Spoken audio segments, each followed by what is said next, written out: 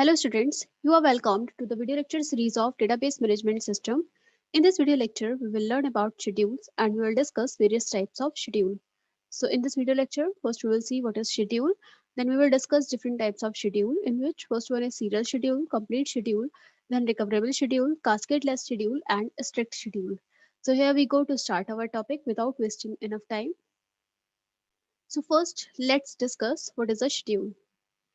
Whenever several transactions are executing concurrently, then the order of execution of various instruction is known as schedule. It means जब आपके बहुत सारे transaction एक साथ concurrently execute हो रहे हैं देन उस केस में उन इंस्ट्रक्शंस का ऑर्डर ऑफ एग्जीक्यूशन बताना कि वो किस ऑर्डर में एग्जीक्यूट होंगे इंस्ट्रक्शंस, इसे ही हम शेड्यूल बोलते हैं, right? So let us consider that there are two transaction T1 and T2, right? uh, T1 and T2, there are two transactions, and let's say T1 is performing read X and T2 is performing write X, right?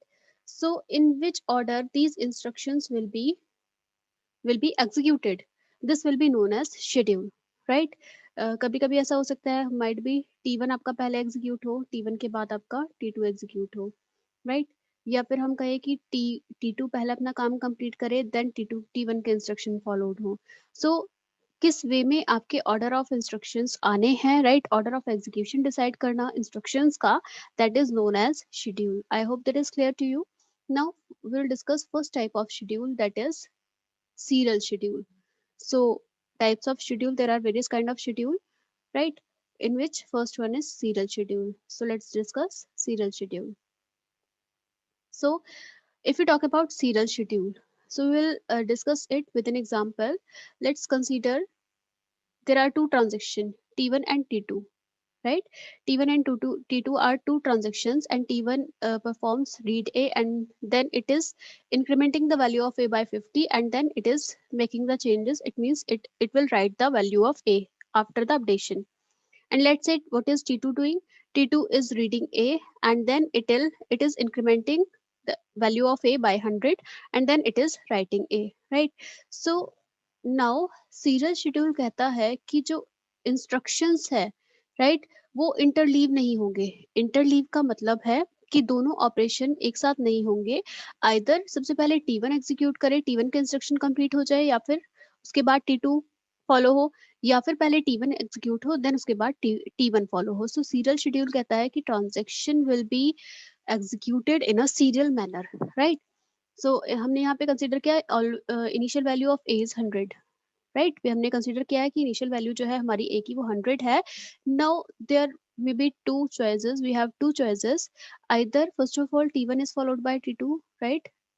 T1 जो है T2 follow करे, right, T1 को. या फिर दूसरी हमारे पास choice है T2 is followed bye T1, T1 को फॉलो करे, राइट? या फिर वी कैन से यहाँ पर T1 is followed by T2.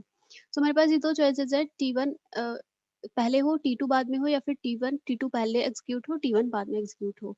So we will consider the first case. In the first case there are two transaction T1 T2. सो हमने कहा पहले T1 एग्जीक्यूट हो रहा है, राइट? तो T1 क्या करेगा? First of all it is doing read A. It means it will read the value of A as 100 क्योंकि ए की इनिशियल वैल्यू 100 थी. Then it is incrementing the value of A by 50. It will make the value of A 150. And then it is writing the value of A. It means it is writing the value as 150. Right? Is that clear?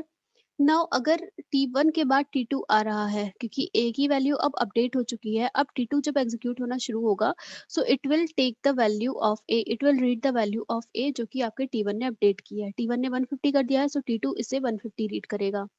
Next, write A.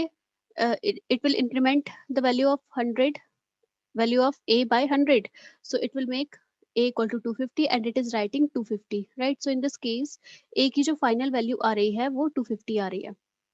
I hope that is clear. Now consider the case in which T2 पहले हम execute कराएं, T2 बाद में, T1 बाद में execute कराएं, right? So T2 जब पहले execute हुआ, so it will read the value of A. First of all, it will read the value of A और A है हमारा 100. Then it is incrementing the value by 100, right? So it will make the value as 200, 100 plus 100 it will be 200 and it is writing the value. So now a की value आपकी हो जाएगी 200. Then T1 इसे follow करेगा. सो in case T1 इसे follow करता है तो T1 रीड ए कर रहा है. रीड ए, अब वो कौन सी वैल्यू रीड करेगा जो कि T2 ने अपडेट की है. So it will read value of a as 200. It will increment the value by 50, so you will get 250 as result. तो यहाँ पर हमारा मिला 250, right? So we got a conclusion that serial schedule always ensures a consistent state. Consistent state का मतलब है जब आपने फर्स्ट केस में T1 पहले एग्जीक्यूट किया, T2 बाद में एग्जीक्यूट किया, फाइनल वैल्यू आपकी 250 मिली. And in the second case जब T2 आपने पहले एग्जीक्यूट किया, T1 बाद में एग्जीक्यूट किया, उस केस में भी आपको फाइनल वैल्यू 250 मिली. इट मीन्स कंसिस्टेंसी आपके डेटाबेस की बनी हुई है. सो सीरियल शेड्यूल वो शेड्यूल्स होते हैं that don't interleave the actions of any operation of different transaction and always ensures consistent state. I hope serial schedule is clear. Now let us consider the example as non-serial schedule, right? अगर यही example आपका non serial schedule क्या हो जाएगा, let's say ये दो non serial schedule में interleaving हो जाती है ऑपरेशंस की, right? So non serial schedule को मैं आपको एग्जांपल से बताऊं. Let's say this is T1 transaction and this is T2 transaction. Now first of all, let's say it is doing read A, right? And then it is making the value of A equal to 50, A plus 50. It is incrementing the value of A by 50. And then let's say अभी ये write operation नहीं कर रहा है, right? write A operation is delayed. अब T1 इतने operation perform करने के बाद अब T2 को CPU स्विचिंग मिल जाती है. अब T2 क्या करता है, T2 ट्रांजेक्शन में फर्स्ट ऑफ ऑल रीड ए के बाद A की वैल्यू वो 100 से इंक्रीमेंट कर रहा है, right? T2. So it is doing A equal to A plus 100. A plus 100. उसके बाद क्या हुआ, उसके बाद स्विच मिल गया T1 को बिकॉज नॉन सीरियल शेड्यूल है. सो नॉन सीरियल शेड्यूल में इंटरलीविंग ऑपरेशंस होते हैं, राइट? जितने भी ऑपरेशंस होंगे ट्रांजैक्शन के दैट आर इंटरलीव्ड. सो यहाँ पर इसने राइट ए किया अब, और T1 के राइट ए के बाद CPU स्विच मिला T2 को, अब T2 राइट ए कर रहा है. So this will be called non serial schedule, right? क्योंकि यहाँ पर कोई भी ट्रांजेक्शन को सीरियली हम एग्जीक्यूट नहीं करा रहे हैं, राइट? पहले एक ट्रांजेक्शन कंप्लीट नहीं कर रहे हैं हम, दोनों ट्रांजेक्शन के ऑपरेशंस को इंटरलीविंग करते रहे. सो यहाँ पर अगर हम देखें T1 पर पहले क्या करेगा, T1 will read the value of A, initial value read करेगा 100, then it is incrementing the value that is 150. But T1 ने अभी राइट ऑपरेशन नहीं किया. इट मीन्स ए की वैल्यू अभी सेव नहीं हुई है, सिर्फ 150 इंक्रीमेंट हुई है. अब चांस मिला T2 को, so T2 will read the value of A. तो क्योंकि अपडेट नहीं की है T1 ने, तो अभी ये कितनी रीड करेगा, अभी ये ओल्ड वैल्यू रीड करेगा, that is it will read 100. अब ए को इंक्रीमेंट करेगा तो ये वैल्यू हो जाएगी आपकी यहाँ पर 200, राइट? अब 200 के केस में अब चांस मिला T1 को, तो T1 अब राइट कर रहा है. अब हम देखें तो T2 ने भी अभी राइट नहीं किया है, राइट? तो T2 की वैल्यू भी अभी इसके T2 ने 200 रीड की है वैल्यू, और T1 ने 150 रीड की हुई थी. अब ये जब राइट ए करेगा तो ये 150 वाली वैल्यू राइट करेगा, राइट? एंड राइट ए करने के बाद जब ये T2 राइट ए करेगा, सो T2 के केस में ए ऑलरेडी इसने अपडेट किया था 200, सो इट विल राइट 200. तो हम यहाँ पर देखें स्टूडेंट्स, ये नॉन सीरियल शेड्यूल में यहाँ पर कंसिस्टेंसी नहीं है बिकॉज T1 इसकी वैल्यू 150 दे रहा है और T2 इसकी वैल्यू 200 बता रहा है. So it is an inconsistent state. So non serial schedule हमारा ये होता है जिसमें कि आपके ऑपरेशंस इंटरलीव्ड होते हैं and it does not ensure any consistent state. I hope that is clear. So it is example of non-serial schedule. Next one is complete schedule. If the last operation of each transaction is either committed और aborted, उस case में हमारा complete schedule बोलते हैं हम schedule को। For example T1 last में यहाँ पर कमिट हो रहा है, T2 भी T2 अबॉर्ट हो रहा है, राइट। तो ऑपरेशन की कोई भी ट्रांजेक्शन का जो लास्ट ऑपरेशन अगर कमिट या अबॉर्ट है, उस केस में हम इस पूरे शेड्यूल को बोलेंगे this is a complete schedule. I hope that is clear. Now we will discuss next schedule, that is recoverable schedule. So what are recoverable schedule? In recoverable schedule, each pair of transaction Ti, Tj is such that, इस तरह से होगा आपका, late से दो transaction है आपका, एक Ti है एंड दूसरा Tj है। सो ये दोनों ऑपरेशन, दोनों ट्रांजेक्शन आपके इस तरह से होंगे such that if Tj reads the data item that was previously written by Ti, right, then the commit operation of Ti should appear before the commit operation of Tj. It means अगर आपका Ti ने कोई value update की, right, Ti ने कोई value update की, late से ए की वैल्यू अपडेट की, और ये वैल्यू Tj, इस वैल्यू को Tj ट्रांजैक्शन रीड कर रहा है, राइट। सो अगर Tj ऑपरेशन इस ए की वैल्यू को रीड कर रहा है, तो उस केस में अगर इसका कमिट ऑपरेशन, Ti का कमिट ऑपरेशन पहले होना चाहिए Tj के कमिट ऑपरेशन से, so that schedule will be recoverable schedule. So इसको स्टूडेंट्स हम एग्जांपल से देखते हैं यहाँ। Let's consider the following example. Let's say there are two transactions T1 and T2, right? T1 में हुआ read A operation, right?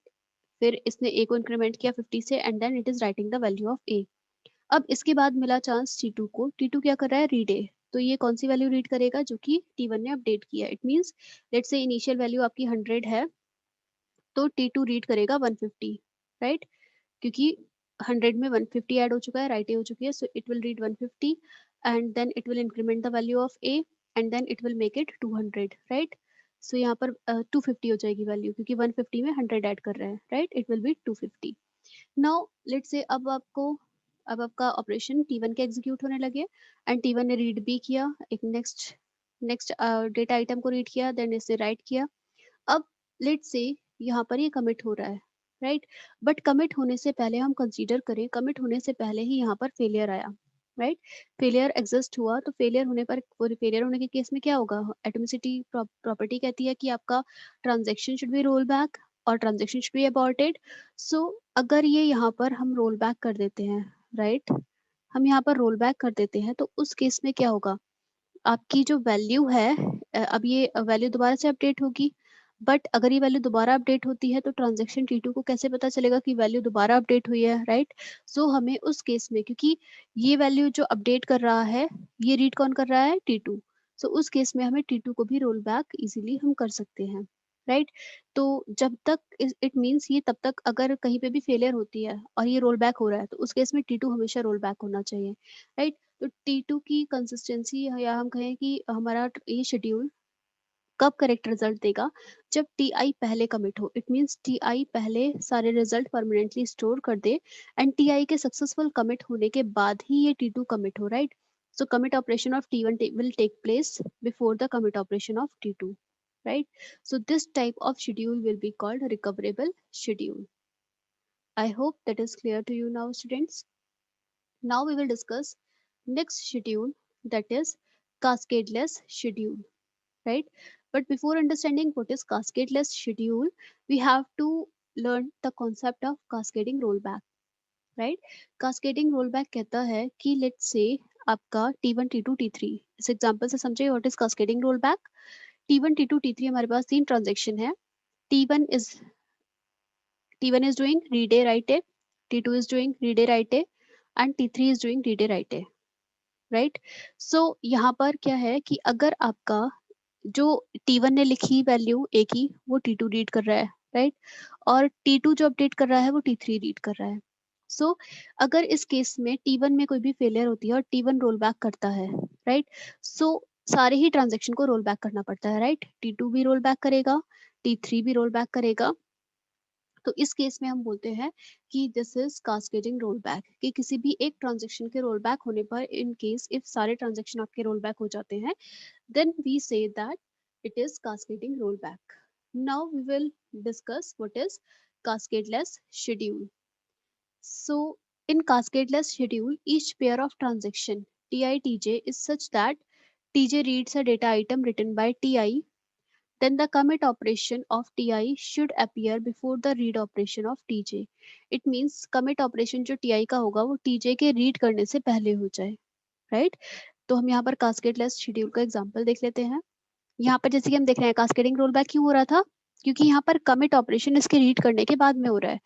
तो cascadeless schedule कब होगा, जब हम इसके commit operation को T1 का commit operation T2 के read operation से पहले लिखते हैं। In the similar way cascadeless कब होगा, जब हम इसके commit T2 के commit operation को T3 के read operation से पहले लिखते हैं, right? So that will be called a cascadeless schedule. So here in the example we can see that this is a cascadeless schedule because यहाँ पर आपका T2 वो वैल्यू रीड कर रहा है जो कि T1 राइट कर रहा है, राइट, एंड T3 वो वैल्यू रीड कर रहा है जो कि T2 राइट कर रहा है. So in that case, if commit operation of T1 will appear before the read operation of T2 and commit operation of T2 will appear read operation of before the read operation of T3. So in that case, this schedule will be known as cascadeless schedule. And now we will discuss the last one schedule, that is strict schedule, right? So what is a strict schedule? If a value written by a transaction cannot be read or overwritten by another transaction, अगर कोई भी value transaction की दूसरे transaction के through read नहीं हो रही है तो उस केस में by another transaction then we can either abort और committed, right? So if the value written by transaction cannot be read or overwritten by another transaction is either aborted or committed, right? So every strict schedule is both recoverable and cascadeless. जितने भी strict schedule होते हैं वो दोनों होते हैं, recoverable भी होते हैं और cascadeless भी होते हैं. So consider this example. In this T1 and T2 are two operations, two transactions, and read A, write A, right? And this is commit A, right? So जब T1 commit होगा then T2 start होगा and T2 is writing A and then it is reading A. So this is example of a strict schedule. So यहाँ पर strict schedule में student हमने देखा कि कोई भी जो अनदर ट्रांजैक्शन है वो तब तक रीड या राइट नहीं करेगी जब तक कि नेक्स्ट ट्रांजैक्शन आपकी पहली वाली ट्रांजैक्शन आपकी कमिट या अबॉर्ट ना हो जाए, right? So if the value written by transaction can not be read और overwritten by another transaction until, right, you can write it here until the transaction is either aborted or committed, right? जब तक कि आपका जो first transaction है वो commit या abort ना हो जाए. तो कास्केडलेस और इसमें डिफरेंस क्या है? कास्केडलेस में हमने बोला था कि नेक्स्ट ट्रांजैक्शन तब तक रीड नहीं करेगी, तब तक नेक्स्ट ट्रांजैक्शन तब तक रीड नहीं करेगा जब तक कि पहला ट्रांजैक्शन कमिट ना हो जाए. बट यहाँ पर हम बोल रहे हैं कि रीड के साथ साथ राइट ऑपरेशन भी नहीं परफॉर्म होगा, यानी कि वैल्यू ना ही रीड होगी और ना ही ओवर राइट होगी. तो हम यहाँ पर एग्जाम्पल हमने इसे स्ट्रिक्ट शेड्यूल क्यों बोला, क्योंकि ये राइट ऑपरेशन कब कर रहा है, जब ये अपडेट भी तब करेगा. पहले कास्केडलेस के केस में तो सिर्फ रीडे के लिए रेस्ट्रिक्शन था, बट स्ट्रिक्ट के लिए क्या है कि रीडे भी तभी करेगा जब फर्स्ट वन ट्रांजेक्शन आपका कमिट हो चुका है, right? So I hope strict schedule अब आपको क्लियर होगा स्टूडेंट्स. सो इस वीडियो लेक्चर में हमने शेड्यूल की बात की और डिफरेंट टाइप्स ऑफ शेड्यूल्स देखे. So thank you so much students for watching this video.